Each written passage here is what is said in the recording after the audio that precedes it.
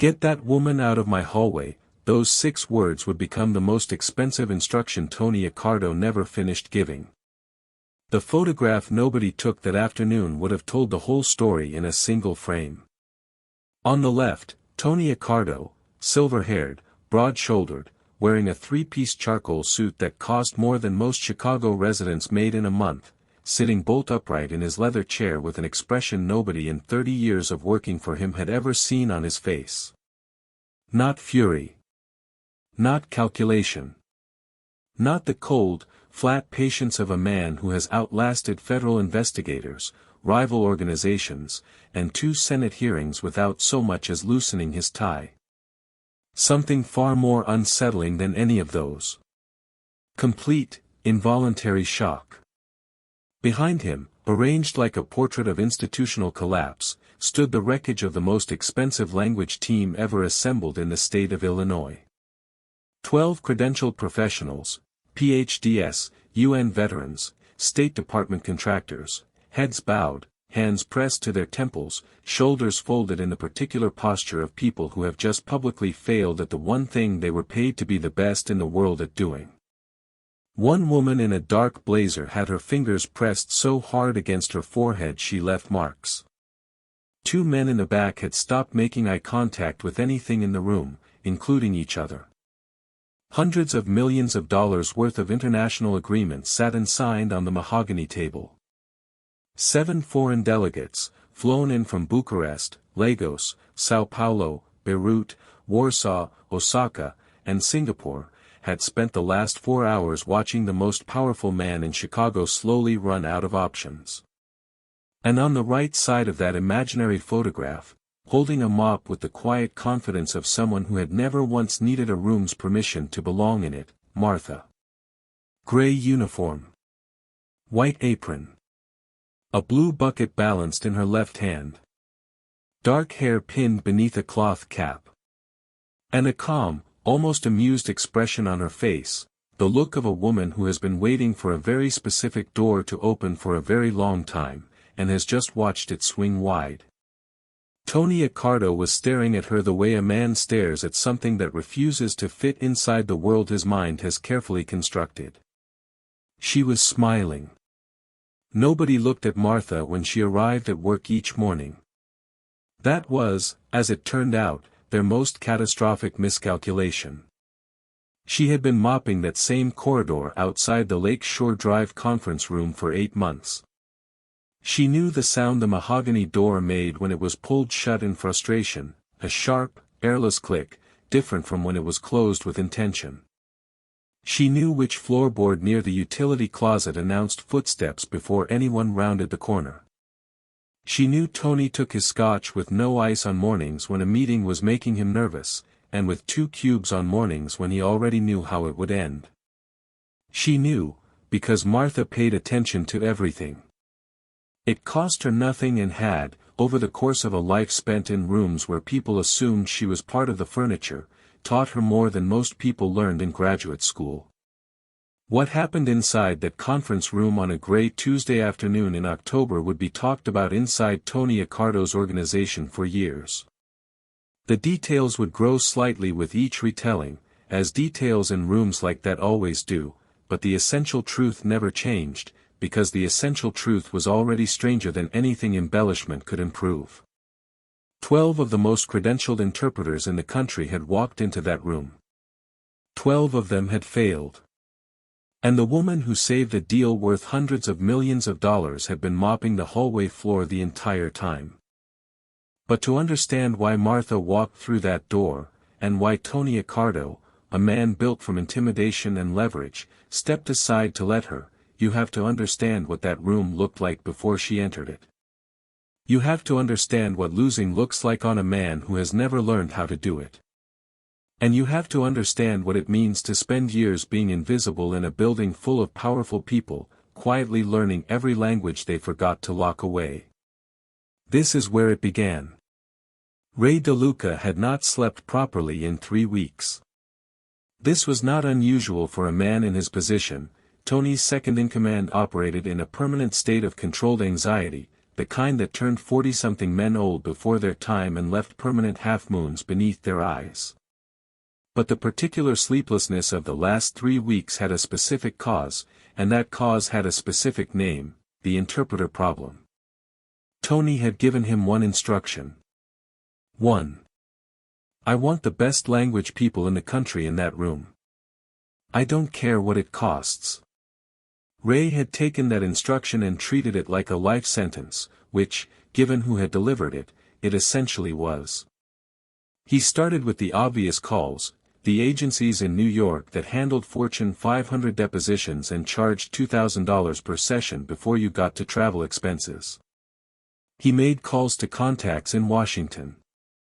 He pulled favors from a lawyer in Miami who owed Tony a considerable debt and happened to run in international business circles. He drove himself to the edge of his nerves, assembling what he would later describe to anyone who asked as an absolute wall. Nobody gets through that wall. By the morning of the meeting, 12 people sat arranged around the perimeter of the Lake Shore Drive conference room, and Ray looked at them the way a man looks at a construction project he has mortgaged everything to complete. Interpreter 1 had flown in from Washington, D.C. the previous evening on Tony's tab, a former State Department contractor, silver-templed and precise, who had sat in rooms with foreign ambassadors and translated classified briefings that would never appear in any public record. He set his leather folio on the table with the unhurried certainty of someone who had never once been the least qualified person in any room he'd entered. Interpreter 2 came out of Miami's International Business Corridor, a multilingual consultant with 4 languages, 2 published academic papers on cross-cultural negotiation, and a client list he was contractually forbidden from naming. He arrived with a titanium briefcase and the kind of quiet self-assurance that only comes from being right, professionally, more often than you are wrong. Interpreters 3 through 6 were agency professionals from New York, the kind of agency that didn't advertise, didn't have a public-facing website, and didn't return calls from clients who couldn't demonstrate they were worth returning calls to. Their collective resumes read like a catalog of rooms most people never get within a city block of, UN summits, federal depositions, and closed-door sessions between heads of state. They took their seats with the quiet, competitive politeness of colleagues who respected each other's credentials and would have cheerfully outperformed every single one of them given the opportunity. Interpreters 7 through 10 were younger, Georgetown, Northwestern, UT Austin, drawn from the graduate linguistics programs that produced the people who would eventually become interpreters 1 through 6, given another decade and enough war rooms. They were brilliant in the way that people are brilliant when they have studied something so thoroughly that the gap between their knowledge and the edge of that knowledge has not yet revealed itself. They reviewed their notes. They adjusted earpieces. They did not yet know what they didn't know.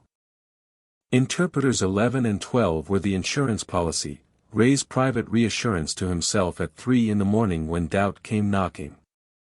Both held dual graduate degrees in regional dialect studies.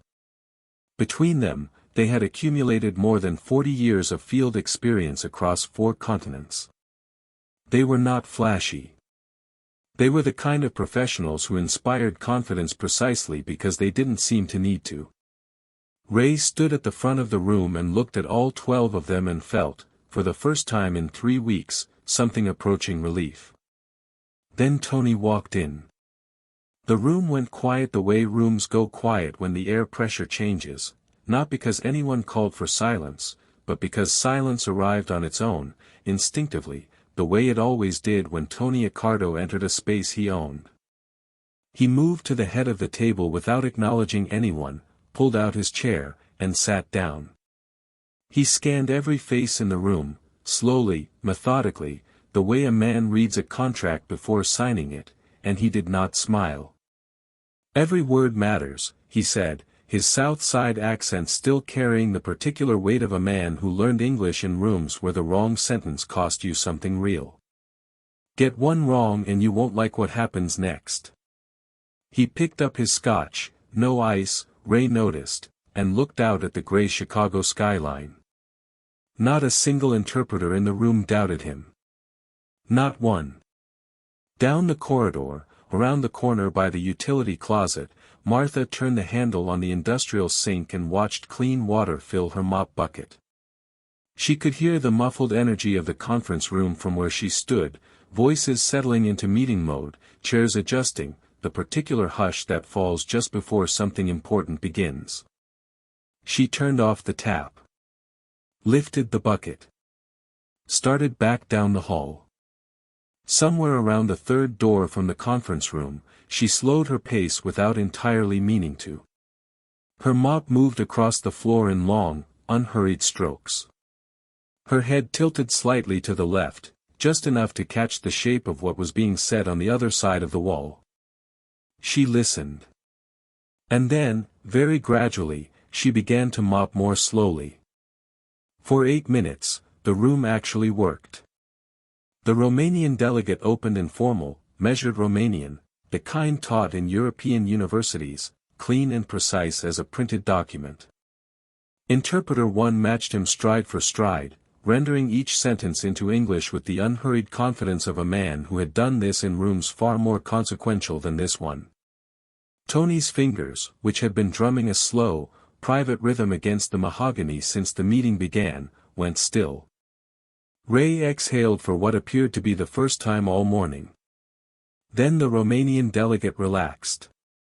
It was barely perceptible, a slight drop of the shoulders, a loosening at the jaw, the natural settling of a man who has decided the room is safe enough to stop performing in it. His register shifted without warning into something older and more rooted, a Moldovan regional dialect, heavily inflected, pulling from rural vocabulary that hadn't appeared in a printed textbook since before the internet existed. Interpreter 1's translation slowed. Then stumbled. Then stopped entirely. He cleared his throat and asked the delegate to repeat himself. The delegate obliged, patiently. Interpreter 1 produced an approximation, technically defensible, linguistically adjacent, but the Romanian delegate's expression tightened almost imperceptibly. He sat back. He folded his hands on the table. Something had been lost in that gap, and everyone in the room felt it, even the people who couldn't identify what it was. Tony noticed immediately. His fingers resumed their drumming. Interpreter 2 pivoted quickly to the Lagos delegate, a sharp, British-educated businessman who opened in crisp, unaccented English before turning to his associate and shifting fluidly into rapid Yoruba. Interpreter 2 navigated the English transitions cleanly, but then misread a layered Yoruba phrase, a term carrying generations of ancestral weight and cultural respect, and rendered it in English as something dismissive. Borderline offensive. The associate was on his feet before the sentence finished landing. 2 voices rose simultaneously. Tony's enforcer moved between 2 men before chairs could scrape backward. "Sit down," Tony said. Barely above a whisper. Everyone sat. Interpreter 3 moved in to stabilize, targeting the Southeast Asian delegate with the focused confidence of someone deploying their strongest asset. Mandarin was her specialty, genuinely, demonstrably, documented across a resume that ran to 3 pages. She began well. But within minutes the shape of the problem became unavoidable. The delegate was not speaking Mandarin. He was speaking Hokkien, a southern Chinese dialect with entirely distinct phonology, vocabulary, and tonal architecture that most programs treated as a footnote, if they treated it at all. Interpreter 3 recognized her error precisely. She did not apologize, did not explain, did not look at Tony. She collected her folder from the table, stood, and walked to the door in a straight, unbroken line. She did not look back. Interpreter 4 lasted 10 minutes against the Brazilian delegate's deep northeastern Portuguese before the regional slang buried him so completely he stopped mid-sentence and simply stared at his notes like a man reading a map of a country that no longer exists. 4 empty chairs. The afternoon was barely an hour old. In the hallway, Martha had stopped mopping entirely. She stood perfectly still outside the conference room door, weight balanced evenly, mop loose in her right hand. Her head was tilted slightly, just enough. A small, almost imperceptible line appeared between her brows as she absorbed the shape of what was unraveling on the other side of the wall. Not confusion. Recognition. Tony loosened his tie. Nobody said anything about it. Nobody looked directly at it. But every person in that room registered the moment. Ray from the corner where he stood pressing his phone to his ear, the remaining interpreters from behind careful, downcast eyes, because in 8 years of working for Tony Accardo, not one of them had ever seen him do it before. It was a small gesture. It meant something large. Ray was making his 4th call in 20 minutes, speaking in the low, clipped shorthand of a man running out of answers and trying not to let his voice confirm it. The remaining interpreters sat with the particular stillness of people watching a fire move toward them across a field, calculating privately whether they were far enough back. They were not. Interpreter 5 took on the Syrian delegate, a silver-haired man of extraordinary bearing who spoke with the formal precision of someone for whom language was a point of personal honor. The problem revealed itself gradually, then all at once. The delegate spoke in pre-war Damascus vocabulary, a literary Arabic register of such deliberate refinement that it had largely disappeared from modern usage outside of certain academic circles and the private correspondence of a vanishing generation. Interpreter 5's training was genuinely excellent, Gulf Arabic, Modern Standard, Levantine Street dialect, but the Damascus register existed in a gap that nobody had thought to prepare for, because nobody had thought to imagine it was still in use. After 20 minutes of increasingly approximate translations, the Syrian delegate stopped speaking mid-sentence and turned to look at Interpreter 5 with an expression of quiet, devastating disappointment. He did not raise his voice. He didn't need to. Interpreter 6 managed the Polish delegate, a sharp-eyed woman from Krakow, with real competence until the delegate grew frustrated, at which point she slipped without warning into Czech, a childhood reflex from years spent across the border. Interpreter SXS Polish was confident and accurate. Her Czech was non-existent. She held on for 40 minutes before the Polish delegate caught a mistranslation in a critical contract clause and placed one finger on the document. A single, deliberate tap. The room went silent in a way that felt permanent. Interpreter 7 lasted less time than that. A mishandled honorific in Japanese, the kind of error that appears minor to anyone unfamiliar with the architecture of the language and is, to those who understand it, the kind of mistake that rearranges the entire seniority structure of a negotiation. The Japanese delegate exchanged one sharp glance with his associate. Something in the room's atmosphere shifted, subtle, irreversible, the way a bone feels different after it's been fractured even when it looks exactly the same. Interpreter 8 moved through the remaining delegates like a man crossing a rope bridge over traffic, weight distributed carefully, progress slow, most of it holding. But missing enough that the delegates had begun responding only in short, guarded sentences. The conversational equivalent of locking their briefcases and keeping their hands on the latches. Tony stood. He walked to the window and looked out at the gray Chicago skyline, the city he had spent 30 years building a quiet, absolute dominion over, and his reflection looked back at him from the glass. Jaw tight. Eyes flat. The expression of a man confronting, for the first time, the specific texture of a problem that money has not solved. Ray approached from the corner, phone finally lowered.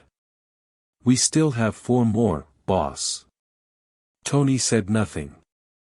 He kept looking at the skyline. Down the hall, Martha set her mop against the wall with careful, unhurried hands. She turned an empty bucket upside down, sat on it, and folded her hands in her lap. And waited. Interpreters 9 and 10 were Ray's insurance policy. His absolute floor. The names he had saved in his phone under a contact labeled Last Resort and hoped, genuinely hoped, he would never need to dial. He had dialed them. They entered the conference room together, composed, unhurried, carrying the specific authority of professionals who have never once been the least capable people in any room they've entered. They stood at the threshold and assessed the situation in approximately 90 seconds. The empty chairs. The guarded delegates. The documents still unsigned. The particular quality of silence that accumulates in a space where things have repeatedly gone wrong. They exchanged a look. Interpreter 9 drew Ray aside near the door and spoke in a low, rapid voice, not unkind, but absolutely final. The combination of dialects and regional registers present in this single room, he explained, exceeded any reasonable scope of a two-person team. Exceeded, frankly, what could be asked of any individual or pair operating without weeks of specific preparation. They cited professional liability. They apologized with evident sincerity. They collected their briefcases and walked out together at a pace that suggested they had correctly identified the nearest exit. Tony watched them reach the elevator. His jaw moved slightly, a small, private adjustment, the kind a man makes when he is processing something his face has not yet decided how to express.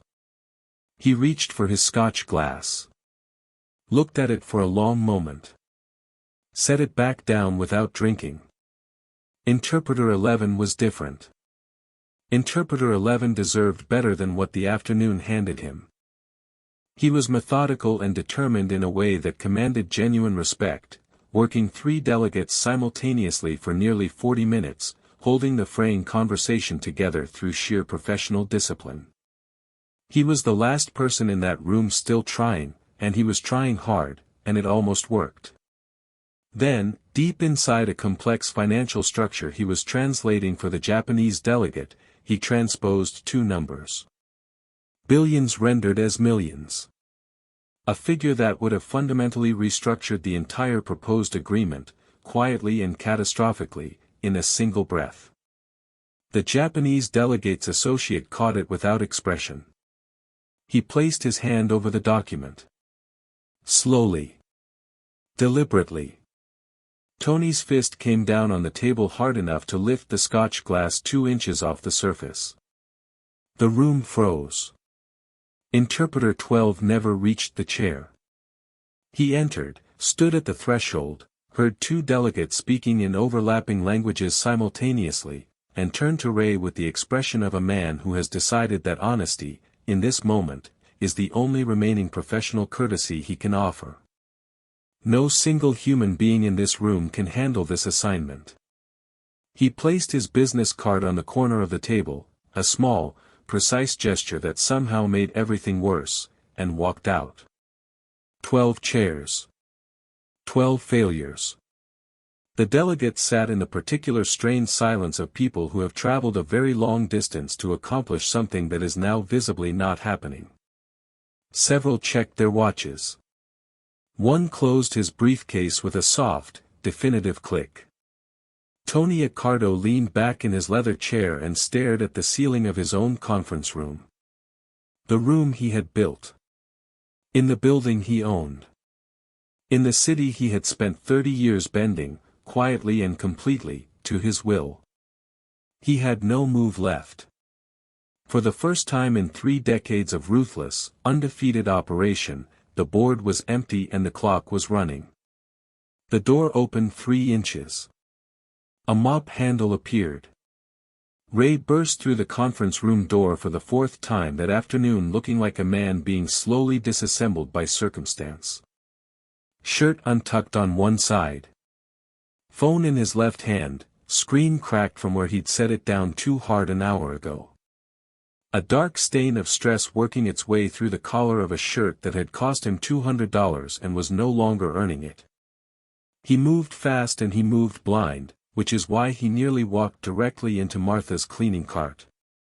He caught himself on the handle, steadied, registered the obstacle, and started to step around it with the automatic efficiency of a man who has spent years not truly seeing the things directly in front of him. "I can help," Martha said. Ray stopped. He looked at her, which is to say, he looked at her the way most people in that building looked at Martha, which was barely. Gray uniform. White apron. Mop in her right hand, bucket to her left, a small crack running along its base that facilities had been meaning to replace for 2 months. Dark hair pinned beneath a cloth cap. Brown eyes steady and entirely unreadable. "Help with what?" he said. "Reflex, not curiosity." "Whatever is happening in that room," Martha said. "I speak 8 languages. Fluently.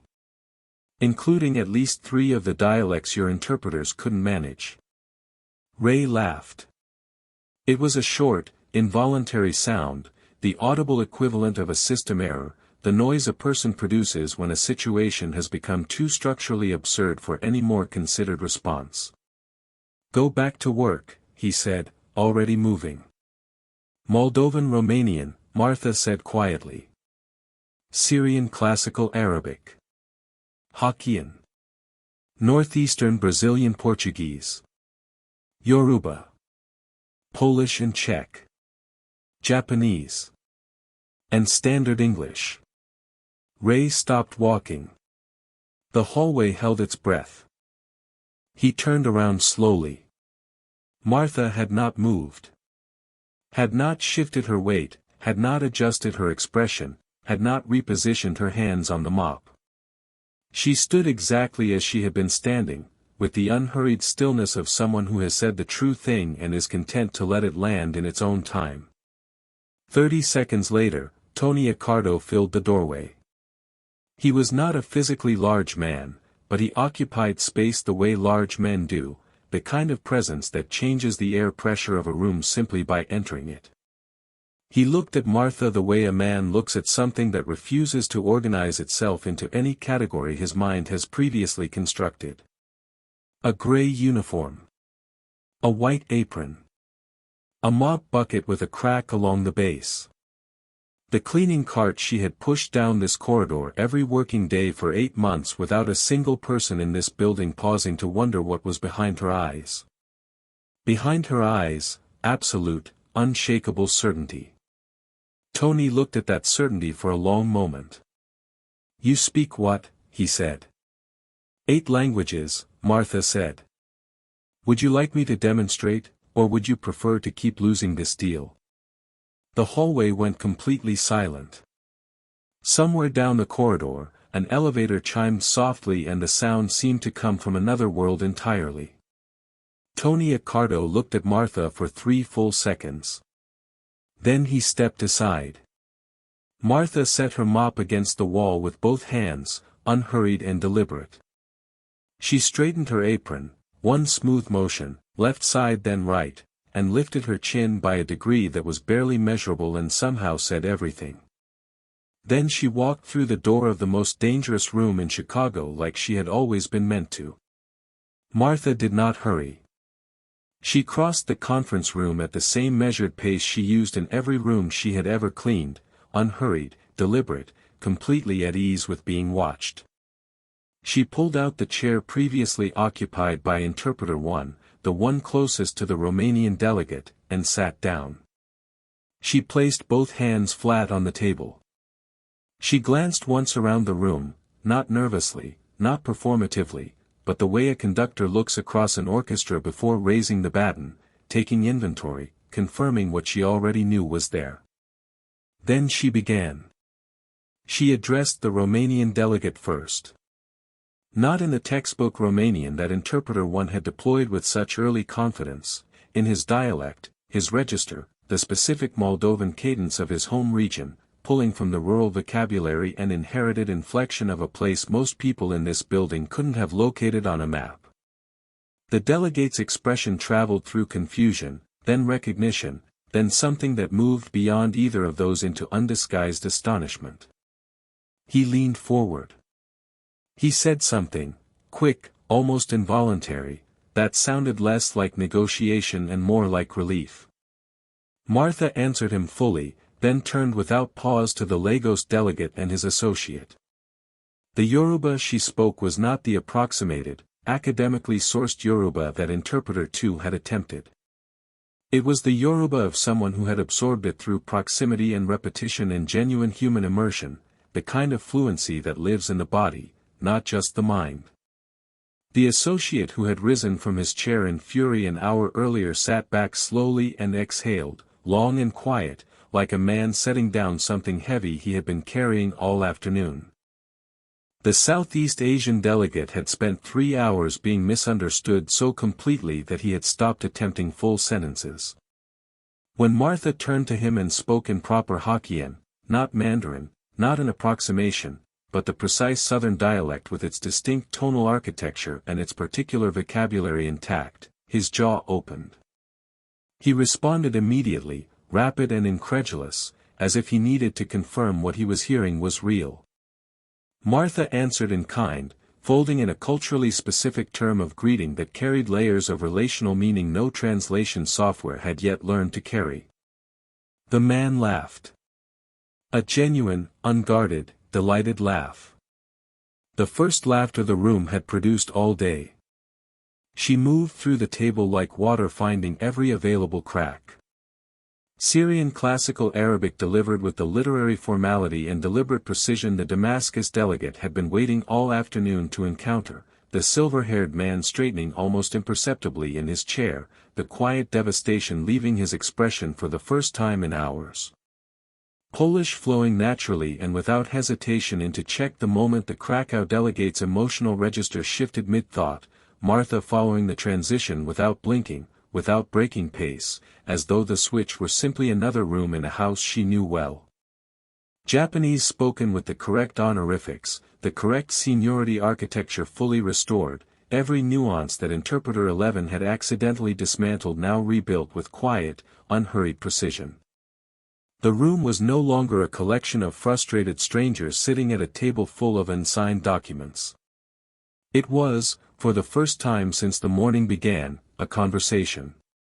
Tony Accardo had not moved.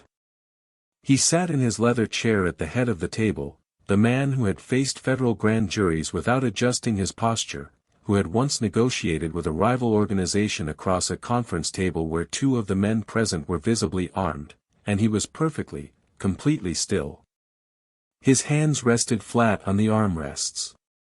His scotch sat untouched where he had left it 2 hours ago.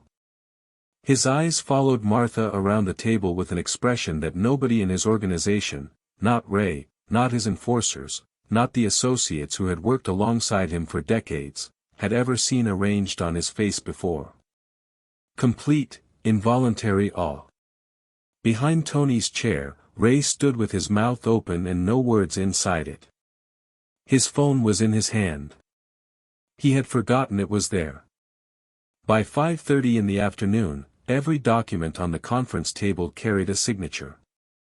7 delegates who had arrived at Lake Shore Drive suspicious, frustrated, and within a single discourtesy of boarding return flights left the building shaking hands with Tony's associates and exchanging phone numbers with the ease of people who have concluded a productive afternoon among colleagues. The transformation was so complete it was almost difficult to reconcile with the room that had existed 4 hours earlier.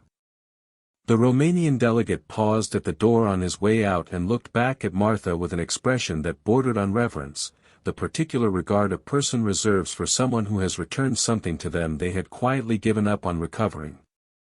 The Lagos associate took both of Martha's hands in both of his before leaving, holding them for a moment with a warmth that required no translation.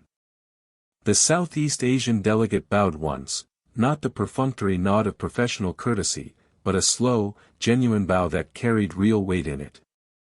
The last briefcase clicked shut. The last elevator doors closed. The conference room emptied by degrees until only 3 people remained inside it, Tony, Ray, and Martha. Tony stood at the window with his back to the room for a long moment, looking out at a Chicago skyline that had darkened from gray to the deep blue of early evening. Then he turned around. "Where did you learn all that?" he said. Martha told him. Economically, without embellishment, in the same unhurried voice she had used all afternoon.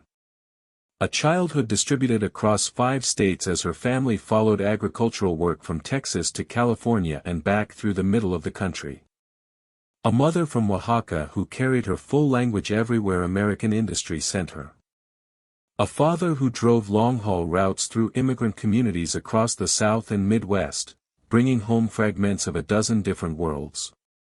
Years of proximity to people who arrived in this country with nothing transferable except the deep, complete architecture of how they thought and spoke and understood.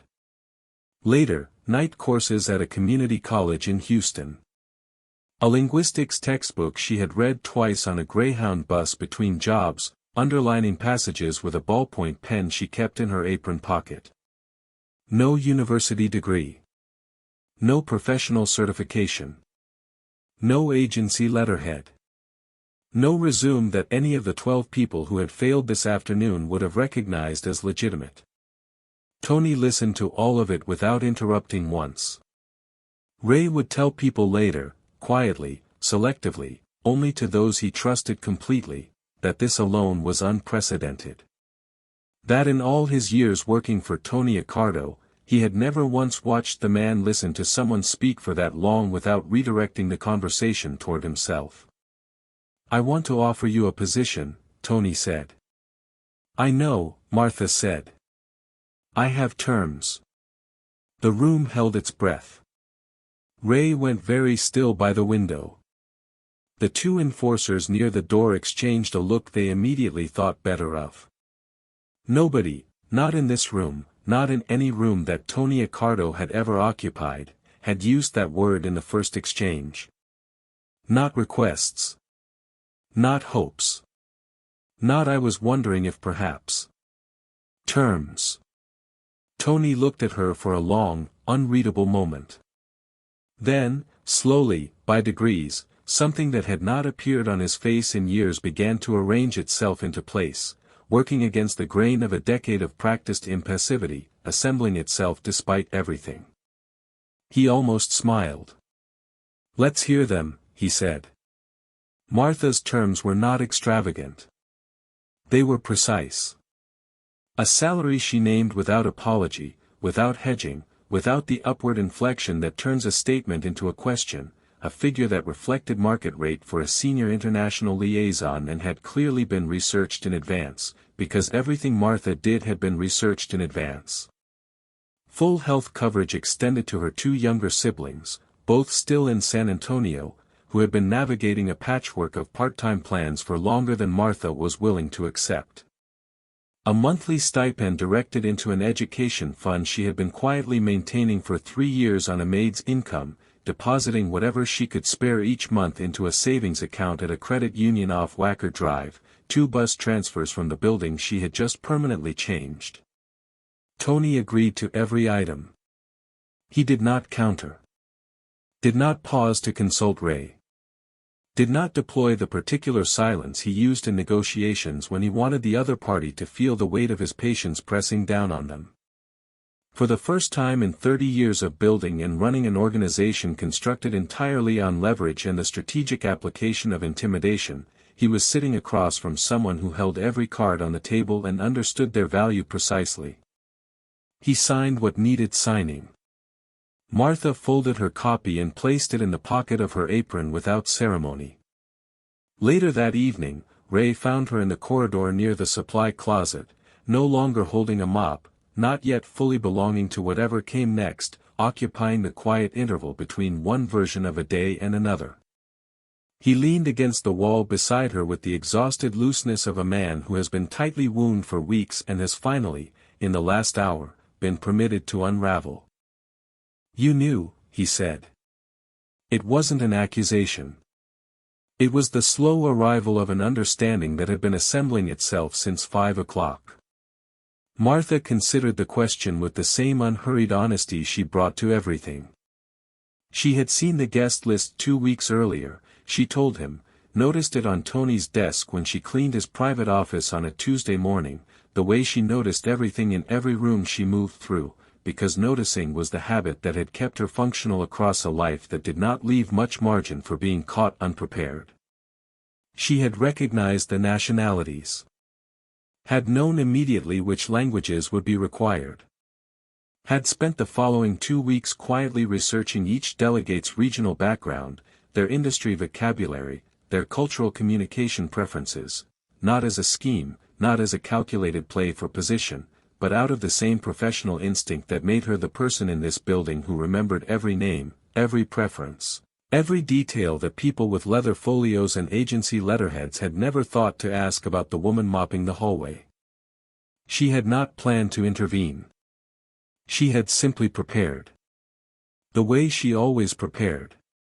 Because Martha had understood for a long time that opportunity does not schedule itself around anyone's readiness, and the people who benefit from it when it arrives are the ones who were already ready when it knocked. She had been ready for years. Ray was quiet for a moment. Then he shook his head slowly, the way a person does when they have run out of any more useful response. At 7 o'clock in the evening, Martha walked out of the Lake Shore Drive building. She was no longer wearing her gray uniform. She had changed in the staff room before leaving, her own clothes, a dark jacket, her hair down from beneath the cloth cap for the first time since morning. Her cleaning cart was gone, returned to the supply room. Her mop bucket sat in the closet where she had stored it, neatly positioned, the cracked base facing the wall out of habit.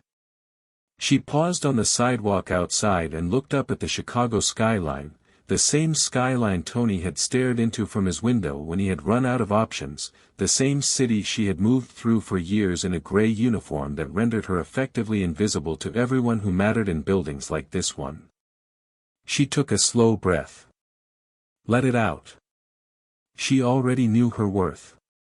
She had known it for years, carried it quietly through every corridor she had cleaned and every conversation she had absorbed through walls that people assumed she couldn't hear. The room had simply, finally, caught up. Thanks for watching till the very end. If this story moved you, hit like, subscribe, and share your thoughts in the comments. I'll be dropping another unforgettable story tomorrow, so make sure you don't miss it.